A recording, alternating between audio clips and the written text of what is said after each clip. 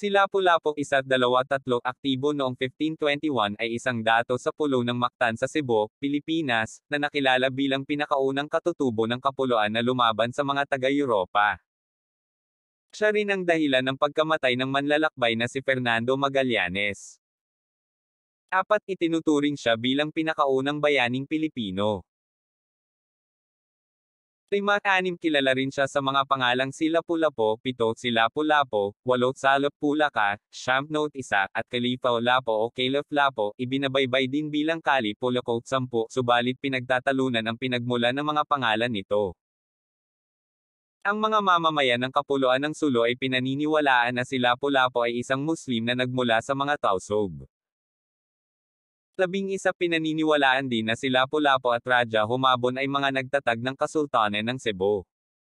12 Bilang isang pinuno ng Mactan, si Lapu-Lapu ay sadyang may matibay na paninindigan. Bilang patunay dito, ay mariin niyang pagtanggi sa mga mapanlinlang mga alok ni Magellan.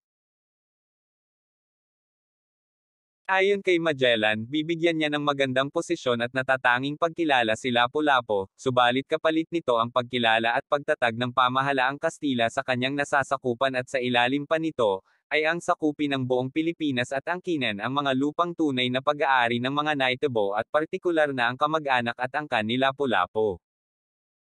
Labis na ikinagalit ni Magellan ang pagtanggi ni Lapu-Lapu sa kanyang alok. Samantala, isang anak na lalaki ni Datu Sula, kaaway ni Lapu-Lapu, ang pumanig kay Magellan at kanilang binuo ang paglusob sa kaharian ng Mactan. Hating gabi ng ika-26 ng Abril, taong 1521, nang si Magellan, kasama ng kanyang mga kapanalig na mahigit sa 1,000 ay naglayag upang lusubin ang Mactan. Sa opon kung saan matatagpuan si Lapu-Lapu noon at 10 sa kanyang mga kaanak. Sa kabilang dako ay handa namang salubungin ito ng may 1,500 mandirigma ni Lapu-Lapu. Sila ay nakapwesto sa may baybaying dagat. Nang magsalubong ang dalawang hukbo ay nagsimula ang isang umaatikabong labanan sa Mactan.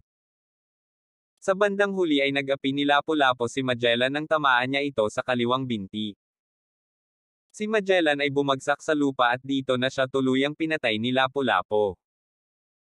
Agoy tagom siya ngano ni Sukol bitaw siya ni Uncle Lapu-Lapu dead noon siya hahaha. At dito na tayo magtatapos sa ating kwento guys, maraming salamat sa inyong pagpapanood sa video, at wag nyo ako kalimutan mag-subscribe sa aking YouTube channel at Facebook page para marami pa tayong video na ma-upload at matulungan.